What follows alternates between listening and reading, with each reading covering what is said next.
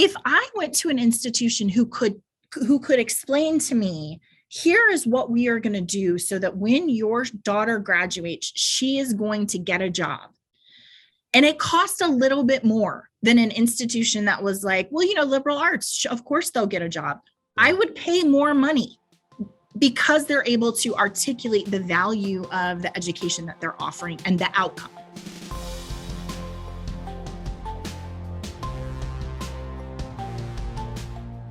Hello, everybody. I'm Rachel Phillips-Buck, VP for Student Success at Ferris Resources, joined today by Matt Boisvert, our president. Hello, sir.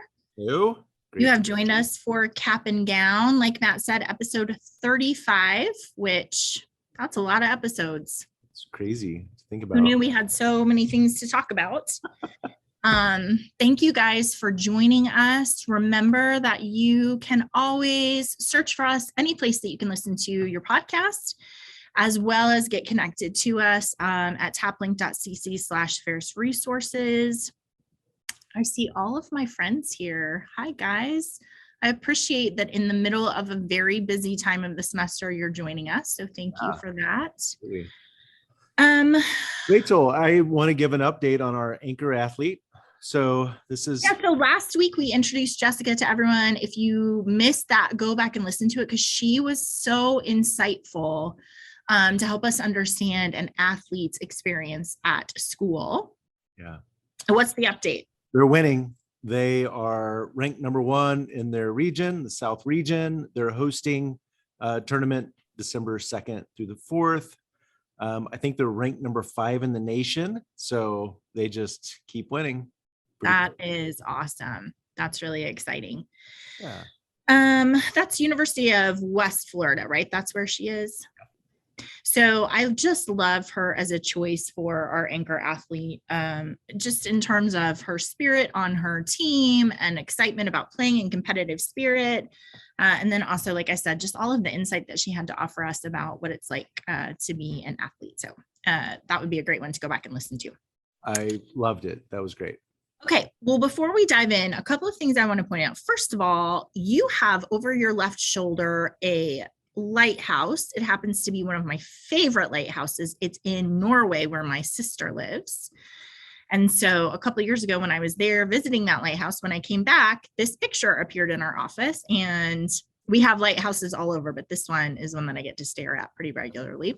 Yeah. Beautiful. Second, last week was Thanksgiving. And although I don't do 20 questions with anyone but Anthony, I do have 3 relevant Thanksgiving questions for you. For me, okay. Yeah, okay. The first one is, it's like your favorite Thanksgiving dish, but it's like the most important Thanksgiving dish. Oh, I mean, dressing's pretty important to me. It's got to be my favorite part of it. Okay. And you call it dressing, not stuffing. Yeah. And Rachel Elam calls it something else, but I can't remember what it is. But it's very specific, and people make fun of her all the time for it. But I can't remember what it is. So, what's your favorite dish? I mean, between stuffing and mashed potatoes, I don't eat potatoes very often, so like good mashed potatoes are hard to beat. But I do love a good stuffing for sure. Okay, what is your favorite pie? Thanksgiving pie. I love pie, so you're not picky. Whatever. This year I prioritized pumpkin. That was my first go, but I mean, name a pie. Yeah. Yeah. Okay. And then what is the Thanksgiving dish that you can do without? Well, that I don't even know what you call it. It's pink. It has marshmallows in it. I know, but that's not a real. Okay, so the summer is a real dish. My brother has a dish that a family friend used to serve. That's like cottage cheese and pink Jello, and it's disgusting. But that's not real. Like and there's like fruit, and my mom's rule was you had to have a bite of everything, and so yeah. Shauna just chatted us that Rachel Elam calls stuffing filling. Okay, she's like, I'm making the filling now, which I love. It's so good.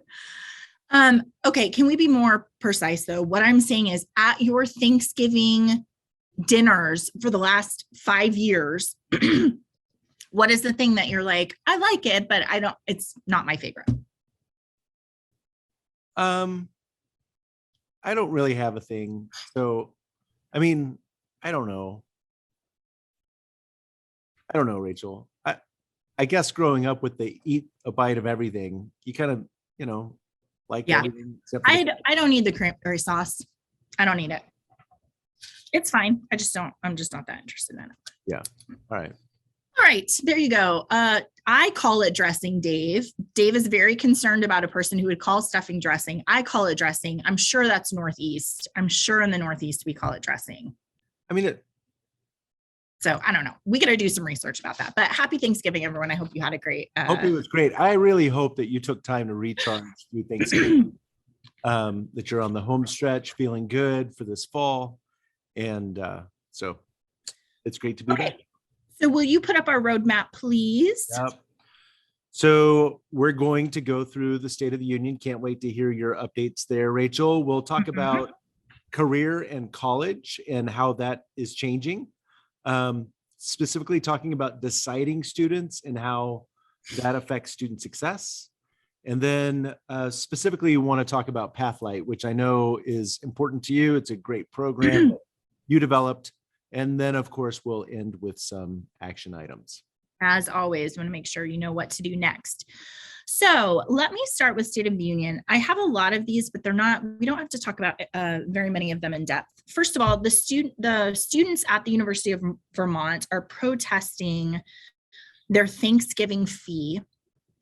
So students who wanted to stay on campus during Thanksgiving break were charged $161 to stay in the res hall for those 8 nights, and then an additional $135 for a meal plan.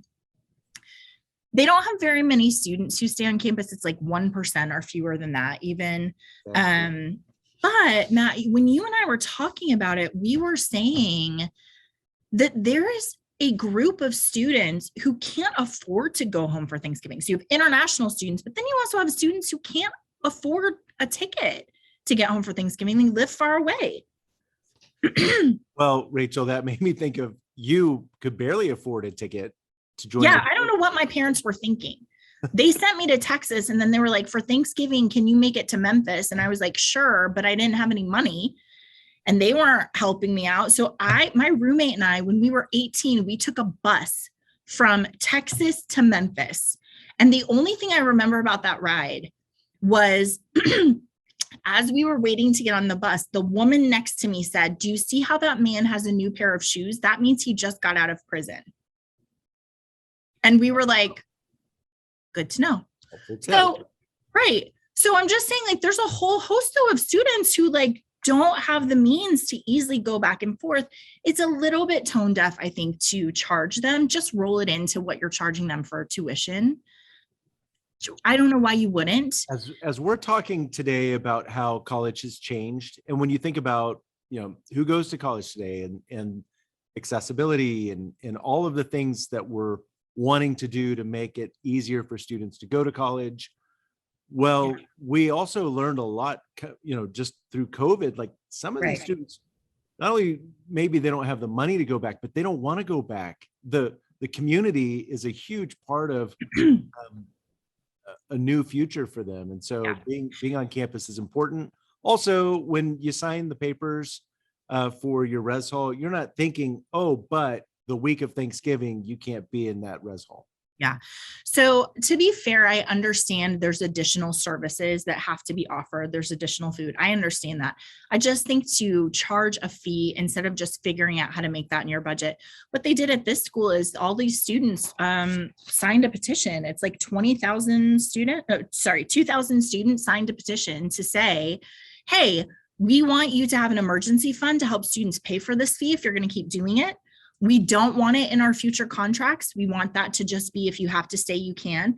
And then also, this is the one that I think is really interesting. They're like, also, we would like a detailed breakdown of how you spend your $47.6 million residence life budget every year so we can help you save some money. Right.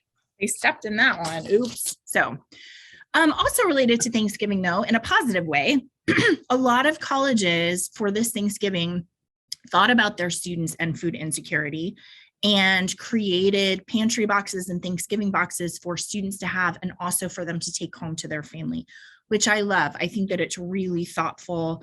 You had institutions who were holding food drives. The University of Cincinnati gave away 169 boxes. Included in that was turkey and dressing and gravy and mashed potatoes and green beans, and then a $25 gift card to the grocery store.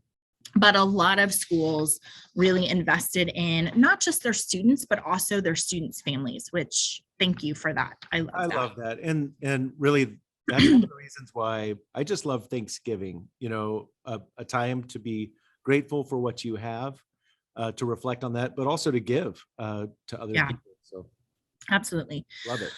Okay. Also, I don't know if you saw this article inside Higher Ed, but they're talking about an admissions recovery. So based on data coming out of the Common App, which we talked about last week, there's a lot more activity this year than there was last year.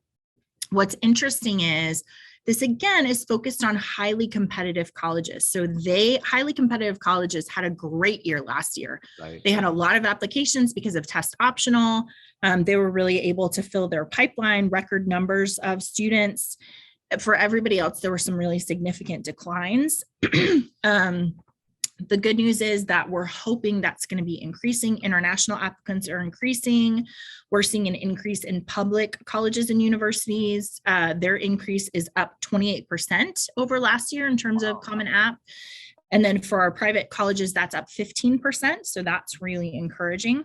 The other thing that's coming out of this article is this idea of test optional. So really interesting. The number of colleges in the Common App that required ACT or SAT decreased to 5%.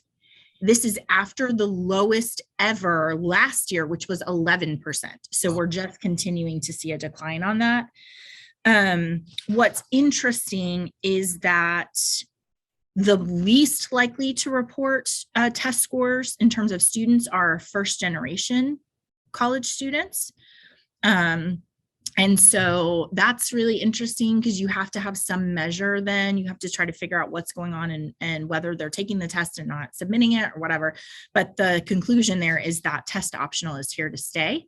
And so as you and I've talked about before, we've got to have some other metrics to figure out what's happening with students, because I think that's going to be common.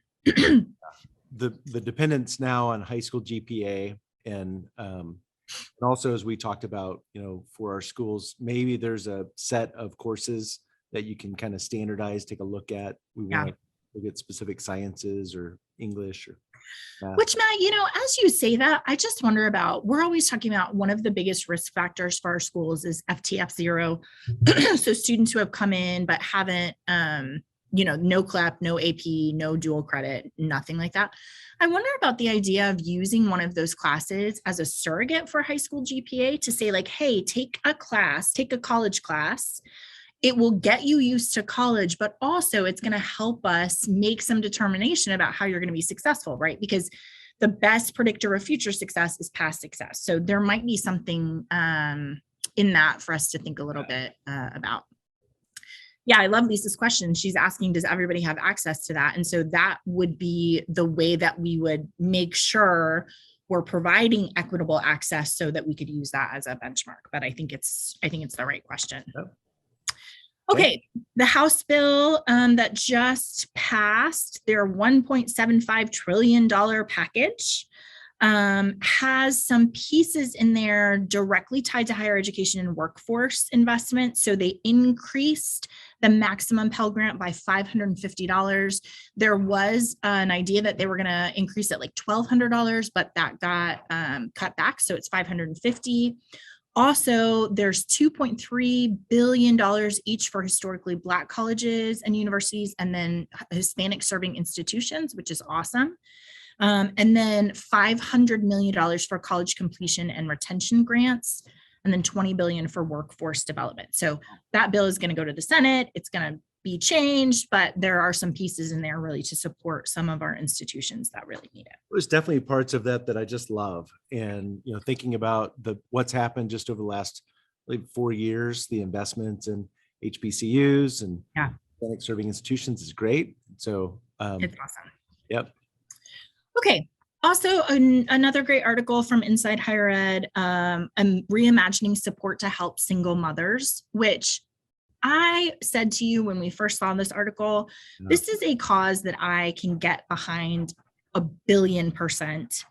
A cohort of 4 community colleges is collaborating to increase the number of single mothers earning degrees by 30% at each institution and collectively offer new support to at least 6,000 single mothers by summer of 2024. So we have Central New Mexico Community College, Delgado Community College in New Orleans, Ivy Tech Community College in Indianapolis, and then Monroe Community College in Rochester, New York.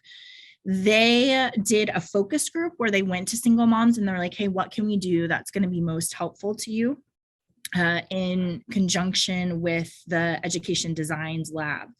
So here's some interesting statistics. Single mothers make up 10% of all undergraduates.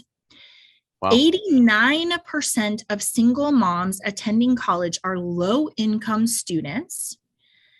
And we got to do better, guys. Only 28% earn a degree or a credential within 6 years. Wow. So you and I talk all the time about the toll that it takes to have invested resources, money, time, energy into a college degree that then doesn't come to fruition. So you don't actually have the completion piece, right? Here's the other piece that I think is so interesting. With every level of education a single mother completes, her likelihood of living in poverty declines 32%. That's amazing, right? That is amazing. So, I mean, the investment in this cause is really, it's not only important, but just to see that mobility, the way that it's like you've always said, changing your family tree. Yeah. And so this article is saying like, it's such a good investment because yes, it's helping parents, but it's also helping kids and it's helping families and it's helping, I mean, there's just generation, this is an investment for that. So they have created specific orientation programs for single moms, which I think is genius. Yeah. They have scholarship programs where it's like $1,500. We're going to give you a scholarship to pay for books. So you don't have to worry about that piece. Also really interesting is we're talking about community and unique experiences. The Central New Mexico Community College created a single moms Facebook group for their college. Wow. And so you just think about looking at this group and all of these people who are going to school who have the same situation you do. And they were saying one of the reasons it's so powerful is they're crowdsourcing solutions. So when moms are saying, I don't know what to do, I don't have childcare, other people can be like, well, here's what we did. This would be a good solution for you. Just being able to have that conversation is so powerful.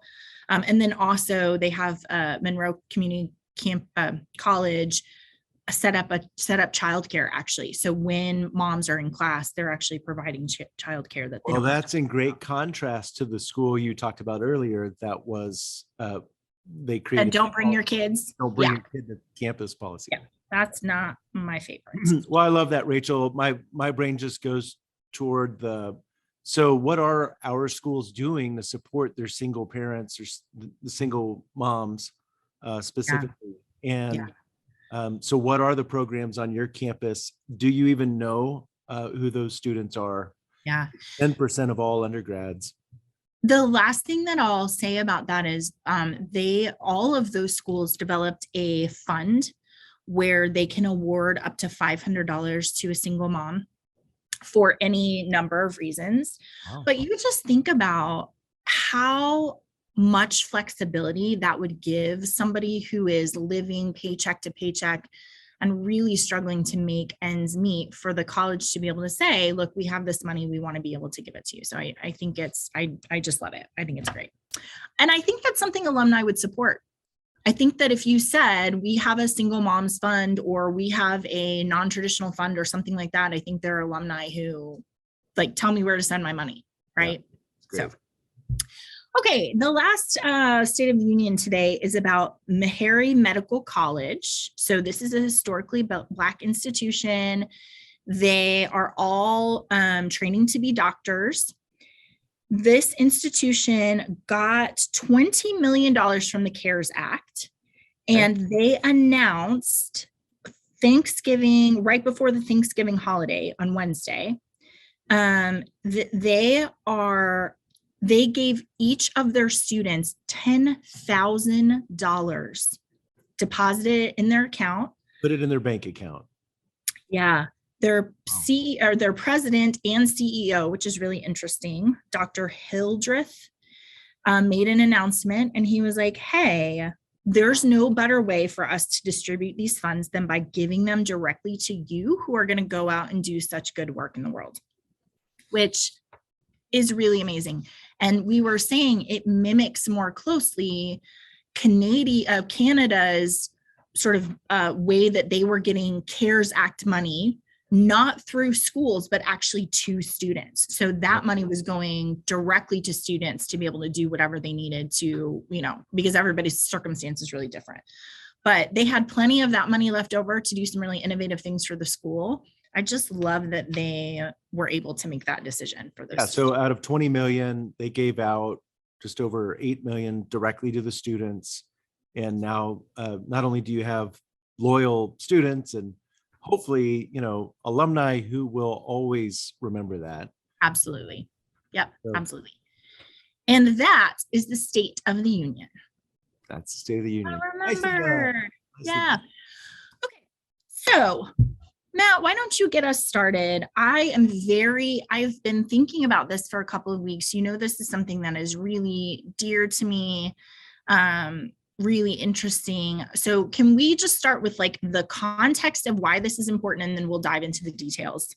Yeah. So Rachel, I mean, if you think about career and college and I don't know, we've had a lot of conversations in our office about going to college and how you picked your major and what you thought you were going to do. And I do think that a lot has changed since you and I went to college. So let's just kind of walk through some of the things that, when you went to college, you just knew that as by virtue of earning a college degree, that was going to open up more job opportunities. You're going to leave with a better job than if you didn't go to college, right? Yeah. And actually, so much so that I think the emphasis when you and I were going to college, which wasn't that long ago, but kind of was a long time ago. Right. The emphasis was more on college than career and degree. It was like, it doesn't matter what you're going to do. If you go to college, you're going to be in a better position. Nobody ever talked to me about my major.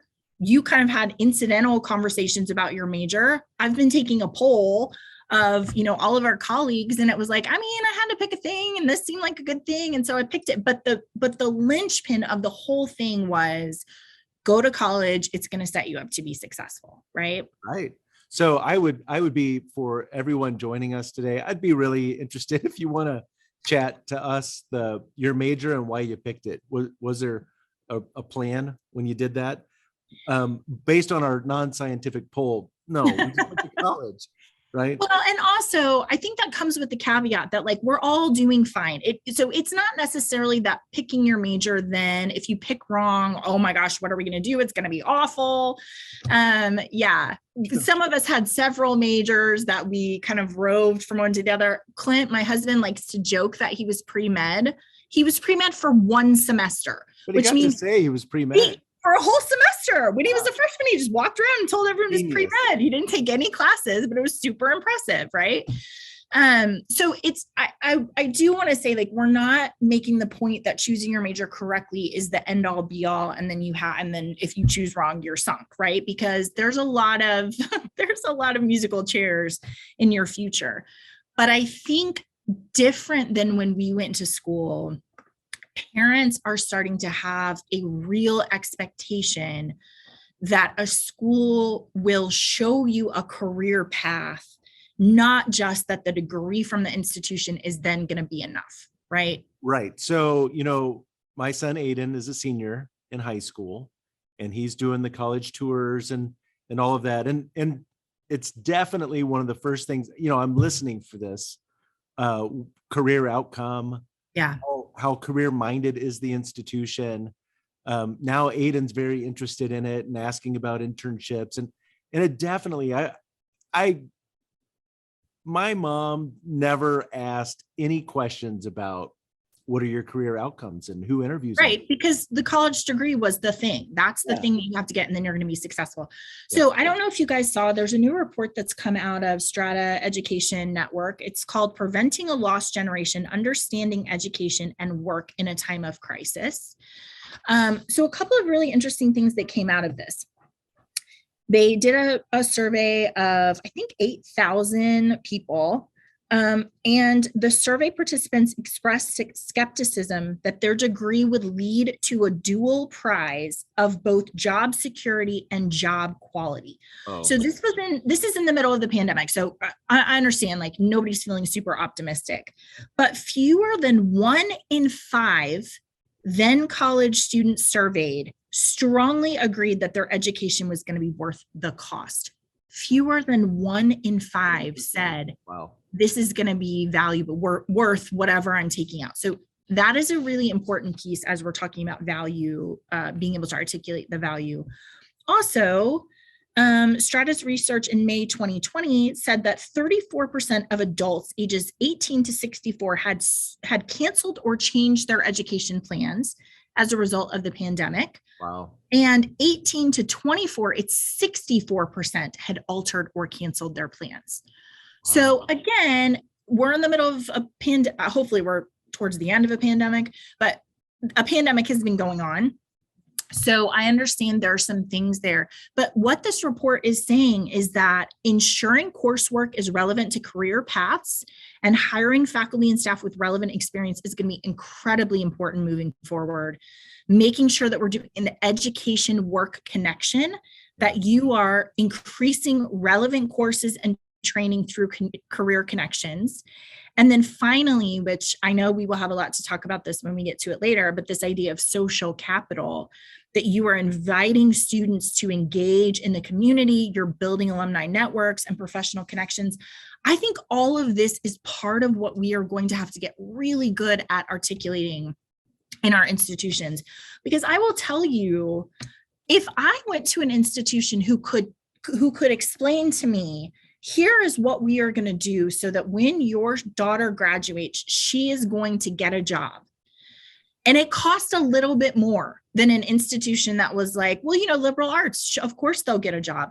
I would pay more money because they're able to articulate the value of the education that they're offering and the outcome, right? So it goes back, you know, Rachel, I think in terms of when you're dealing with a service like higher education is, but any service, one of those things, so there's a couple of things that always come up for me. And one is assurance. So when I'm buying this thing that's not tangible, I need more assurance that it's worth that, you know, what I'm paying for. And so when you say, hey, we have a plan, we're going to walk your daughter through this plan. And when she gets to the graduation, she gets her diploma, she's going to be equipped with all of these experiences and confidence in what she can do in the market. It goes a long way. And also it just makes it all really tangible as well, right? Kind of. Yeah. So you and I were saying I mean, if you think about this metaphor of a house, right? Like we're going to build a house and it's all of these little steps that we have to do. They're building a house next to me. So every morning as I'm getting ready in the morning, I look out the window and I see like, oh, they framed it yesterday. Oh, they dug up the dirt. Oh, they put in the pipe. There's just like all these little things. Oh, Rachel. So my parents moved, they're in a new neighborhood. Right now they're building 38 homes all around. And you just see all the different stages that you go through when you build a house. And you cannot shortcut them. They're all important, even though what we really want is the finished house. Like that's what I'm looking at. Like, where's the finished house? And this is relevant when it comes to career, because you guys know our students get to be seniors and they're like, hey guys, where's the finished house? Where's the house that you like, I gave you all this money because I want a career. Where's the finished house? And you're like, I mean, hopefully you're like, hey, these are all of the steps that we have to do to get to the finished house. So it's great that you've done one of those things, which is your coursework and completing that. But we have all of these other things, and students are not paying attention when they're freshmen. Right. I mean, I was talking to someone the other day who's doing career counseling stuff, and he's like, I cannot get students to come and see me until 4 weeks before graduation when they're like, hey, what am I going to do? And he's like, where have you been? So, We have all these steps, so right? I don't know if our listeners understand our background and career. So Rachel and I, and in fact, we were laughing. So many who work at Ferris all work together in the same office. At the time, it was just such a uniquely crafted office of career and academic development. But we did all of the work from freshmen all the way through to seniors. And I was working with on the alumni connection and recruiting to hire the graduates. Rachel was equipping them on the early part of the process. And in that, one of the first challenges that I had was, you could go bring an employer on campus, but if the student hadn't been working through this process, they did really poorly in the interview, and the employer would never want to come back. Right. So that's where I knew we had to start at the beginning and lead them through that. Students did not want to, they really weren't thinking about it. They didn't understand the value of it until we could start to show them the results, the successes that we were having with our students connecting with these employers. And so that's the place where I would say, for all of our listeners, thinking about how you provide expertise in the same way you do for student success, how you provide expertise for what we need to do over the next 4 years so that you will have this finished product when you're done. Because exactly, students are not thinking about it. They're not interested in it. And so there are hooks. I mean, we'll talk about ways that you can get students to start thinking about it when they're freshmen. But you have to provide leadership and guidance, because they are not thinking that far down the line when they're starting. But parents definitely are. So yeah. And so again, to make that tangible, I mean, we can talk about marketing and how you talk to parents and prospective students, but I think every school is going to have to get much, much better at being able to articulate that value proposition of, here's where you're going to end up and how we're going to make sure that your students are doing what they need to. So, okay. So also, first of all, let me just get out of the way, because I'm going to say this, I just have to say it. The label that you put on students who are unsure about their major is really, really important. So if we talk about undeclared, that is not accurate. If it were just a case of going a place and declaring a thing, they would do it. So they're not undeclared, right? Yeah, they're not walking around just being incognito. I'm just not doing it. I'm just not going to declare it. No, it's actually a huge issue that's weighty to them, and they're trying to figure out what to do. So it's not undeclared. It's not undecided. Again, they're not just walking around like, I don't know what I'm going to do. I'm just, they're actually involved in a process. They're actually thinking through that. And especially if you have a program on your campus, telling them, hey, you are doing hard work. It's not just that you haven't decided, it's that you are in a deciding process. So when somebody says, what is your major? It's not undeclared or undecided. It's, I'm deciding. I will tell you that when I did this work, I had tons of students who had decided on their major. And when they came to a student that said, I don't know, I'm deciding, I'm in this process, they're like, can I be deciding too? Like, I would like to engage in that deciding process as well. So I would really challenge you to think about what you're calling that. I know sometimes it's exploratory, which is good. I'm trying to think of some of the other ones. Everybody has a different thing that they call it. But when you set the stage from the very beginning, can you imagine saying to a parent, either your student's going to come in undecided, good luck with that, versus your student's going to come in and they're going to be deciding on their major. And we have a process for them walking through that. Yeah. Dave, you're exactly right. Dave's saying the difference right between res halls and dorms. Right. I'd like to live in a residence hall where I'm part of a community. I don't really want to live in a dorm, right? To sleep. Right. Yeah, exactly. So, okay. So I got that out of the way. I've limited it to 2 minutes. Use thoughtful language. Use thoughtful language about that.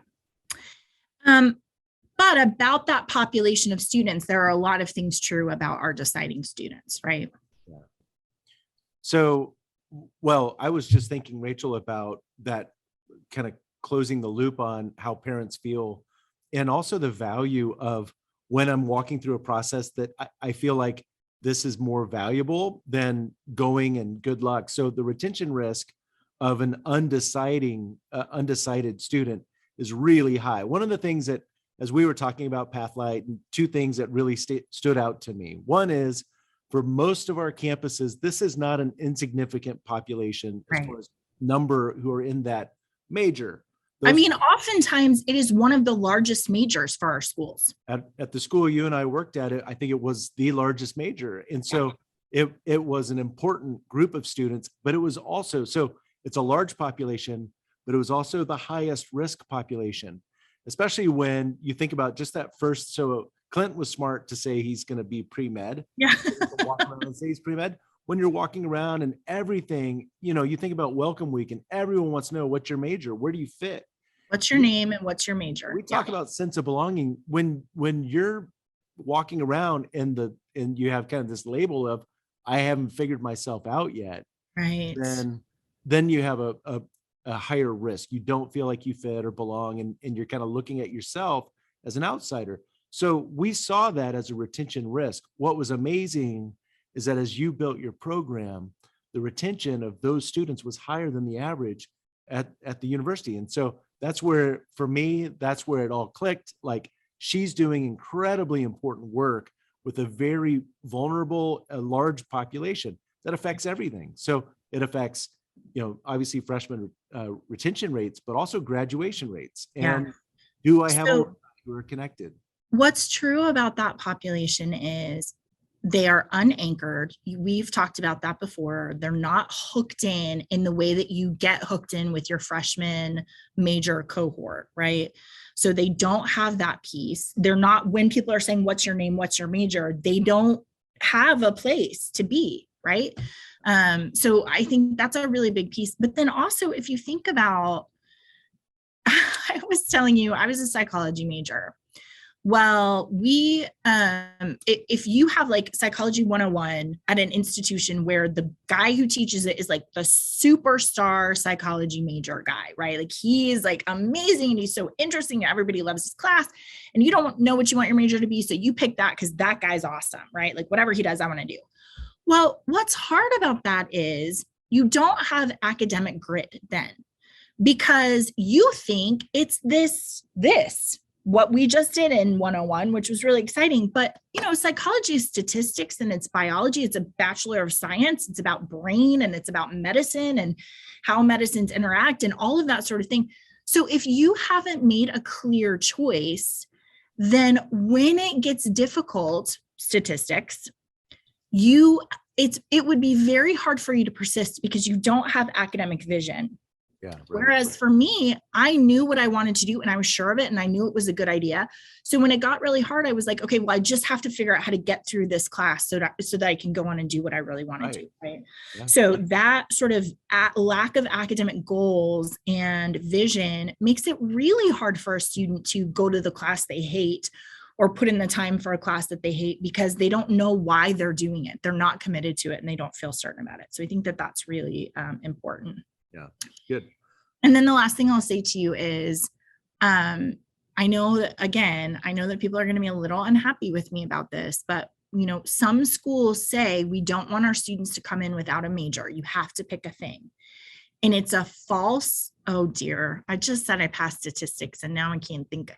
It's a false positive in terms of you have students who didn't actually pick a major. Is that right? Yeah. Great. Okay.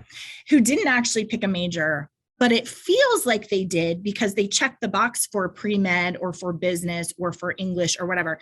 And so what it actually does is diffuse your population. You still have students who are deciding on a major, even though they're assigned to one. It's just you have a harder time of finding them because you've asked them to go into a program and you are not leading them in a process to choose well. Yeah. They just had to check a thing and go in, and then hopefully that's going to make sense to them. And so when I first started doing this work, I was talking to our deciding majors, and they started bringing all of their friends who had declared a major who were like, but I really don't know what I want to do. I don't know how I picked this. I don't actually know what it means. I'm not sure I love these classes. And so we started talking with parents and students about a program to help you choose or confirm your major. And the peace of mind that it gives to everybody when you say, hey, I know you picked marketing. Let's confirm that for you, so that you will never look back and be like, I don't know how I chose that, that we can actually give you a checklist to say, these are all of the reasons that you've made a great decision. Or, hey, there are some things in here that I want us to talk through a little bit. So I love the idea of, we need a program to help you choose or confirm your major. You know, if you think about your schools, there are specific majors where people are, maybe there's a little pressure to pick that major. So we could predict there are some majors that maybe it's accounting or nursing, where there's just some external pressure for that student to pick that major. And if you can help them feel like, oh, you're still in the process to confirm that, then you have an opportunity before they get too deep into it. Did you tell me the story of a student who was in accounting and they wanted to be in art? No, it was the opposite. Other way around. I did career counseling for a student who was in a counseling track program to do counseling. And his supervisor sent him to me and was like, hey, can you do some career counseling with him? Because I don't know, he's not doing a great job. And so I looked at all of his career stuff and he was an accountant. Like, that doesn't happen all the time with career assessments, but accountants, a lot of times it's like, clearly you should be an accountant. And I said to him, like, hey, it seems like you don't like people, you like things, you like numbers, you don't like talking, you don't, like very desperate from what you would expect a counselor to be. Why have you picked counseling? And he said, because it is the hardest profession there is. Like, when I go into the counseling room, I'm just like, it's so hard. I have to work so hard in there. And I'm like, hey, dude, that's because of you, not because that's a really hard job. That's hard for you. That's like writing with your left hand for you, in the same way accounting would be for me. But let's pick a thing that, makes sense and fits with you, not just because you have some external pressure. You think it's a really impressive thing, and so you're going to pick it when really, please don't, right? So that was a sad day. I think he went on to be an accountant. It's awesome. Good work. Thanks. So let's talk about this PathLIGHT program. And I will just say up front, much like I say with Fairs 360, our technology, we have the luxury of being able to go in and build exactly what we want in technology and in programs to support our philosophy and the things that we've learned over working with schools. That does not, so I'm happy for you to use PathLIGHT on your campus. We can do consulting with you. We have the PathLIGHT program, which has all of the workbooks and videos and all of that kind of stuff. And this comes from, so Rachel, this was that discovery program that you built. Yeah. So what I think is relevant about this is we would love to work with you with PathLIGHT, but I am going to spend our next 15 minutes talking about some of the most important elements in whatever career program you have on your campus. And you can use those to build into what you're already doing. So I think PathLIGHT's awesome, but also there's some staples that you can do on your campus even without us. And I'm excited about this, Rachel, because I'm looking at it through the lens of, again, my son about to go to college. As a parent, if a school said to me, hey, these are components, these are those different pieces that we'll walk them through, like building the house, we're going to walk them through this stage and this stage and this stage. Again, it just is a remarkable way of connecting with parents and showing them the value and the reason why they should choose your institution. Yeah, for sure. Okay, so let me start with, you may have a program like this on your campus in terms of how we started with Discovery, which was the predecessor to PathLIGHT. So when I first got hired as a career counselor, I was reading about Discovery everywhere. Like it was on our website, and I had there were these blurbs in our U100 thing, our U100 workbook, but I could not. I honestly spent the first year of my job trying to figure out, what is this Discovery program? Where does it happen? Who does it? What are the elements of it? Like I see it alluded to a lot, but what on earth is it?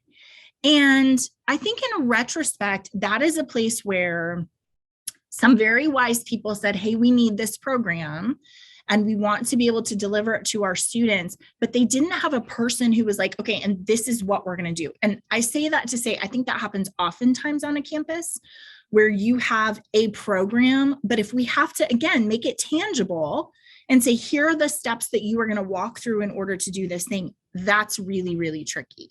So first of all, if you have a program, but it's not actually a program, you got to get that straightened out. So right? I'm laughing, Rachel, because I now realize why John Gardner's "a program is not a plan" resonates so deeply with you, because you showed up to a program and you're like, what's the plan? What do we do though? What is this? Right.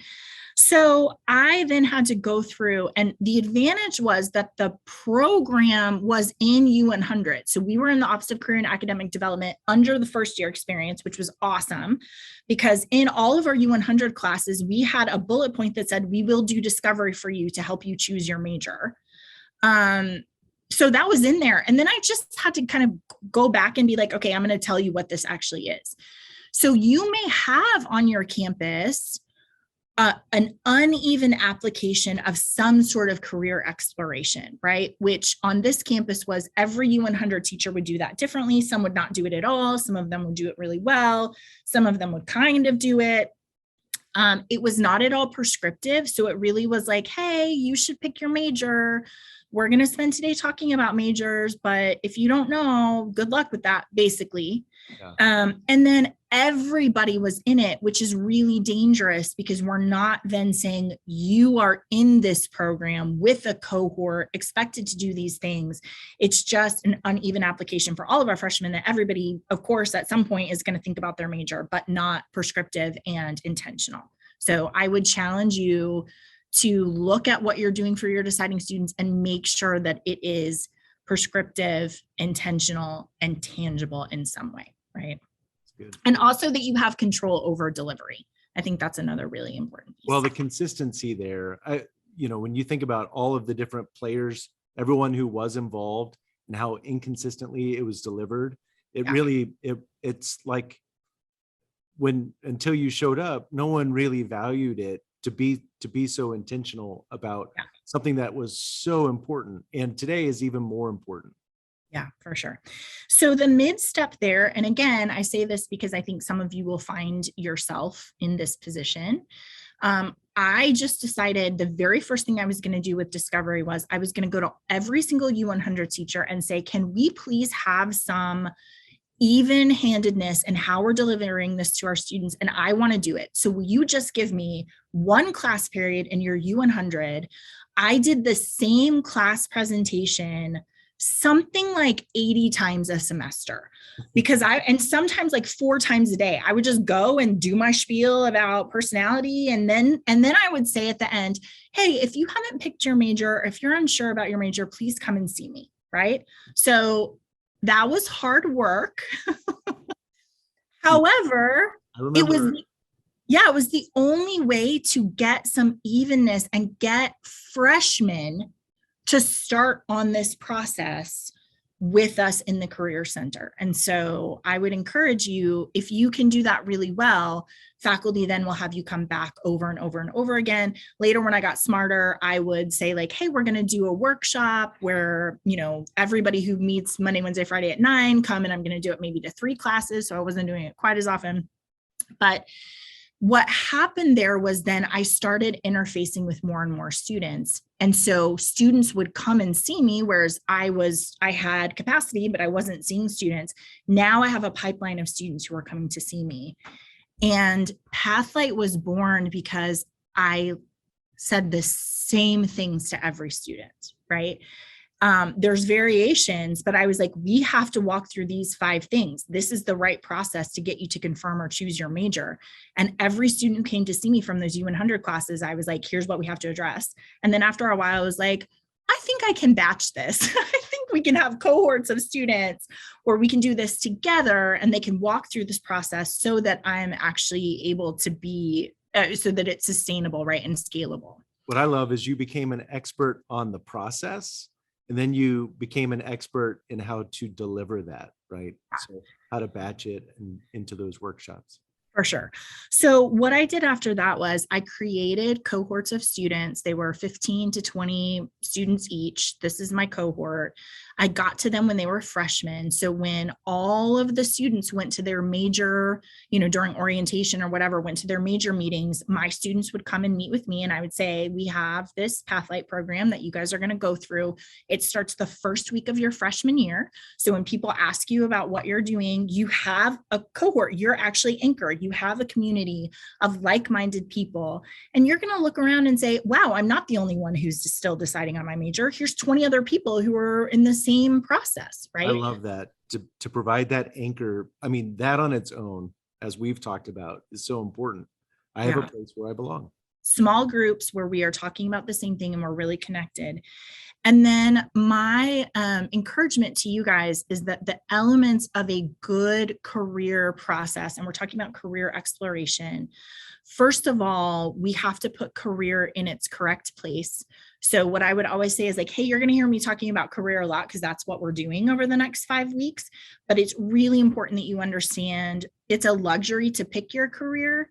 Most people in the world do not ever get to choose their career, and they can live happy and fulfilled lives. So it's not like if you get it wrong, it's all over and it's a nightmare.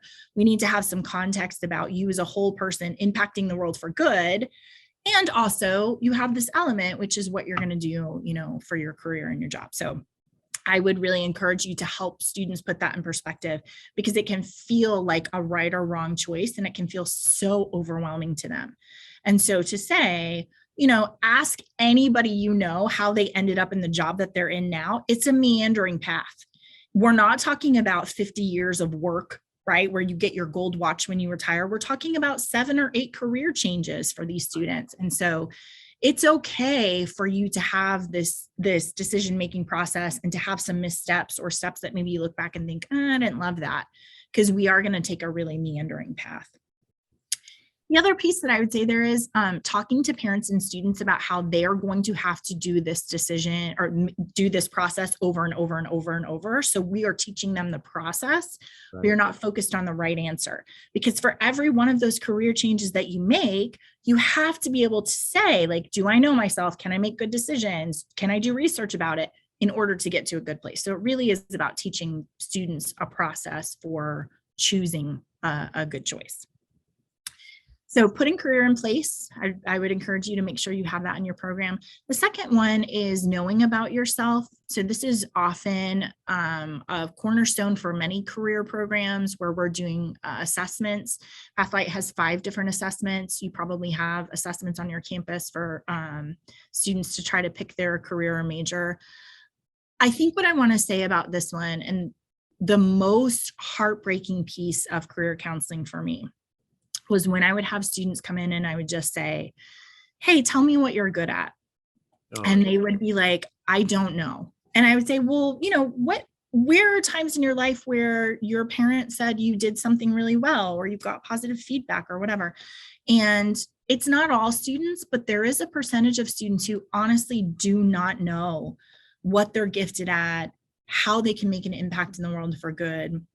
And so how on earth would we ever expect them to choose or confirm a good major? And it makes sense to me that they come in as that student who has not yet decided on a major, because they haven't heard that. So right. There is unclarity for themselves.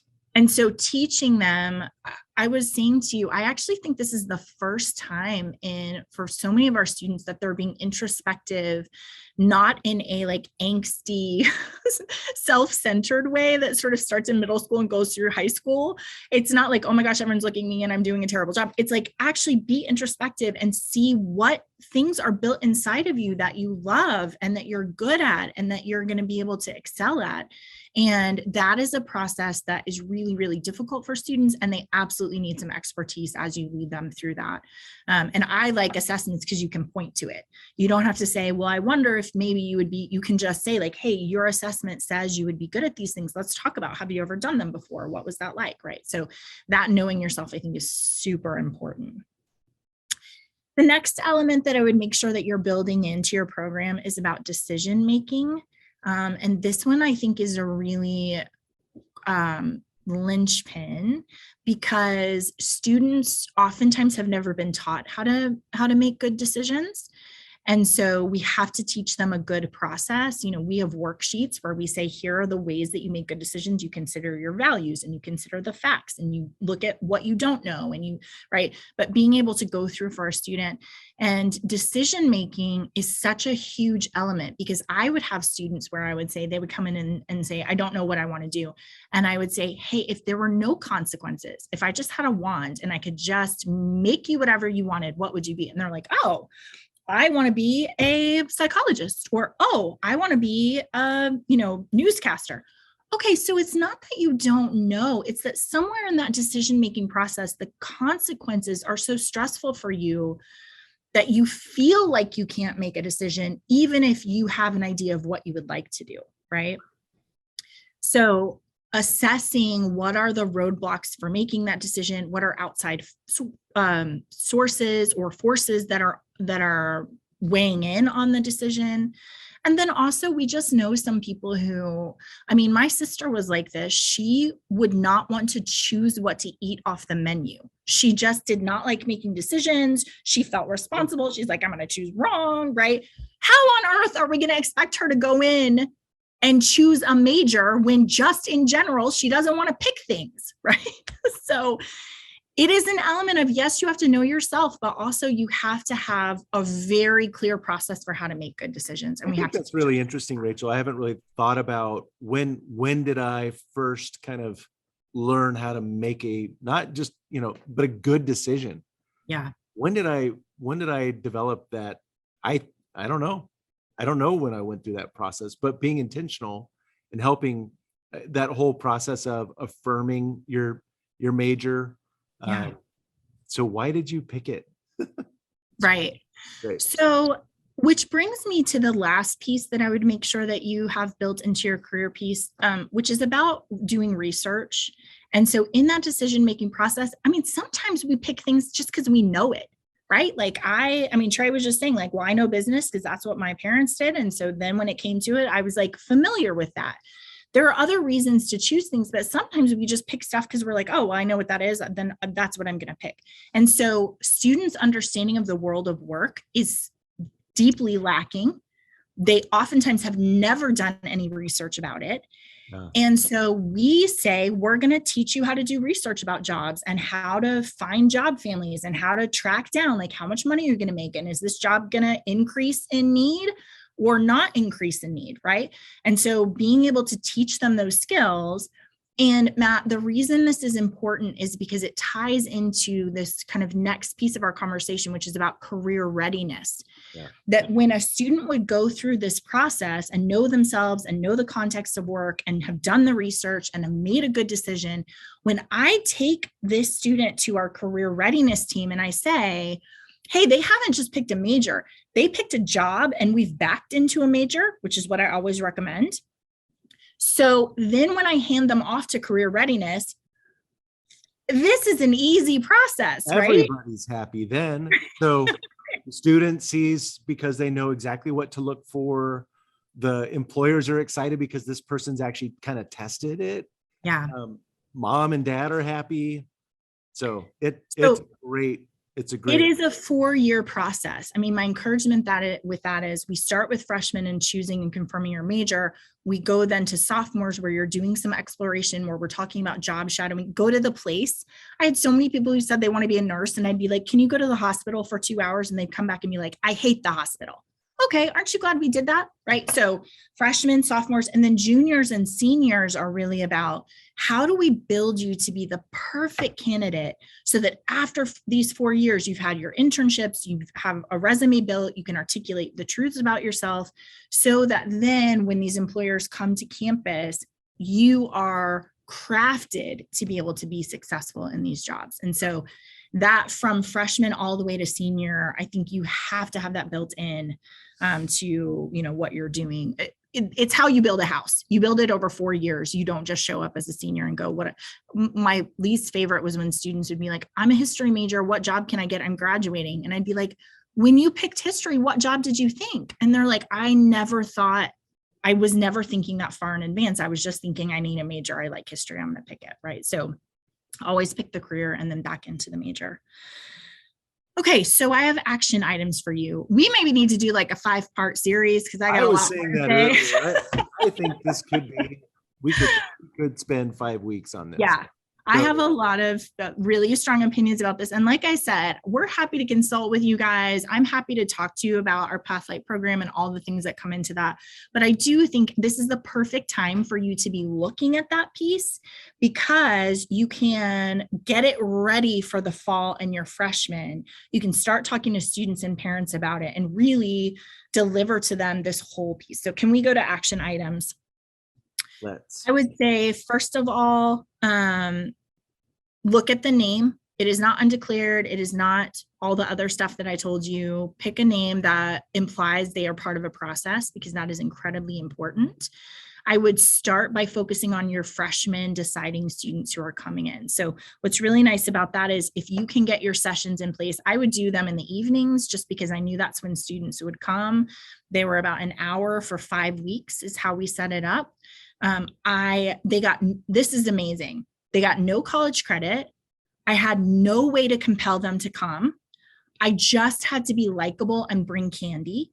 And I think our completion rate was like 98% of our freshmen who started that process. This is over 200 students a year would finish it, would do all 5 weeks because they knew that it was really being useful to them. Well, and you also did pre and post test, and for them, the way that, how did you phrase it? The way that they felt more equipped in confirming their self-efficacy and their ability to choose or confirm was really, really high. So that's awesome. So I would start with freshmen in the first weeks, get them tied into that community.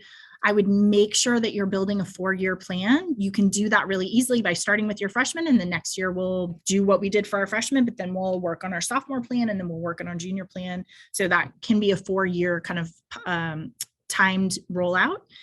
I also, like I said, I think making sure that you have tangible things. So I wrote a workbook and I had worksheets, and we have like really tangible things that we're able to deliver so that students feel like, it's a sense of pride for them to bring their PathLIGHT binder after class back to the res hall to be able to talk about, this is what I learned and this is what we're doing and this is the research that I have to do.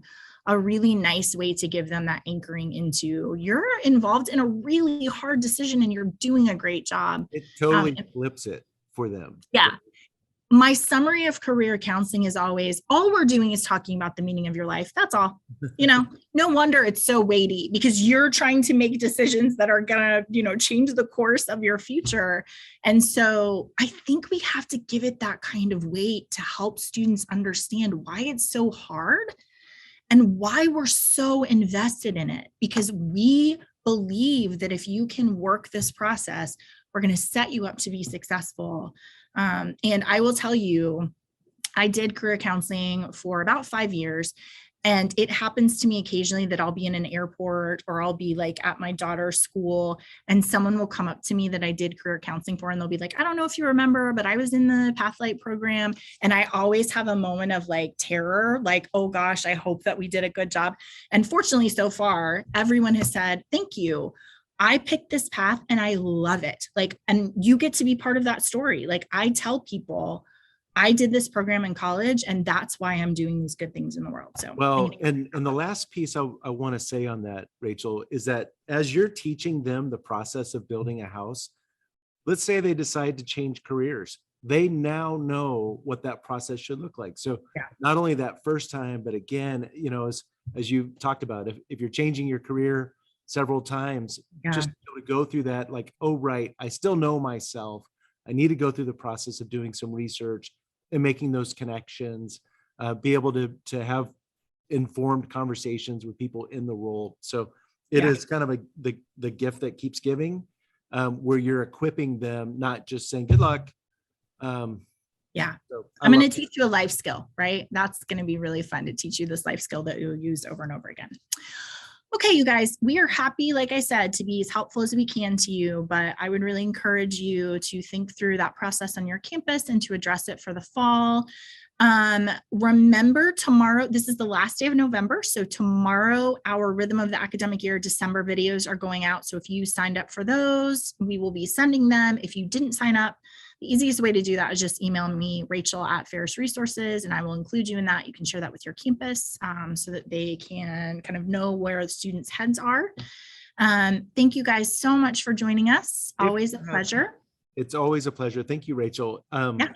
There's so much more we could talk about, but if you have not yet connected with us, if you'll just go to taplink.cc/Ferris Resources, all the different ways of being connected with us, to go back over this being our 35th episode of Cap and Gown, to go back and start from the beginning. I don't know. There's a lot of good, oh dear, great content. All right. Thanks, friends. Thanks, Brian. Good to see you. Have a great day. Bye.